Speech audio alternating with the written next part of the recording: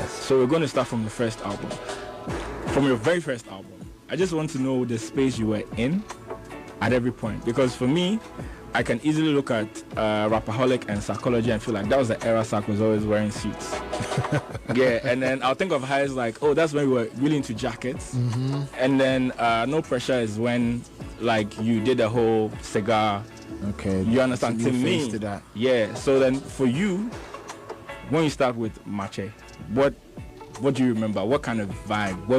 What state of mind were you in? So my show was me trying to prove a point after being underground for a very long time. I think I'm one of the few artists who was known but was still not out. I never had a single.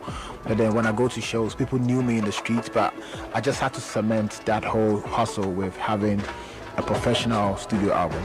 So it was more of trying to prove a point after this long tag that has been on me as an underground artist, still rapping on freestyles and then always doing covers of beats. Yeah. So my chair was like, you're about to enter into the profession itself. Yeah. So that was that era where, when I met Jay, so I think that whole project was done within a week or two. Yeah, so it was that hunger. I remember that, yes, that hunger to prove a point and have a big record on the radio. And thank God we had Baby, you had Push, Layaway, Bogger. Yes. Yeah, but a lot of bangers. I think, did you ever perform at I think there was this event called WAPI or something? Yes, I was University of Ghana. Yeah.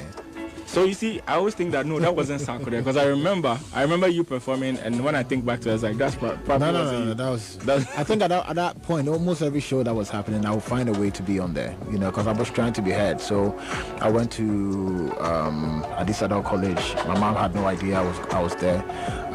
We went to Akwetia, everywhere in Ghana. We went to Abomosu. That's like wow, very far. We're going to Kwewu, all these places. So we try to do the groundwork right before you see what you're seeing now.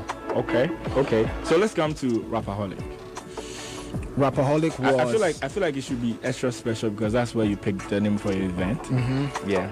So yes, Rapaholic definitely was me trying to prove it's always proving a point. So proving a point after, okay, now you're out. Yeah. I think my check got us the first 5 awards, right? If I'm right. And then there was that saying that after Ghana Music Awards, after being the artist of the year, most artists, when you go down memory lane, they don't have that relevance after that. Yeah. So that pressure is what pushed me to do Rapaholic and also prove a point. Rapaholic had You Go Kill Me. Yes. Yeah. Yes. Yeah. So You Go Kill Me, there was some silence after Mache.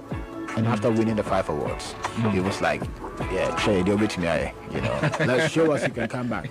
So at that time, no matter what you do, it's like, oh, it's not like this, it's not like that. Then I had You Go Kill Me that came out of nowhere to bring Sankode back in the limelight and becoming like a worldwide banger. Yeah. So yes, it was again me trying to show that I can still come back and do it.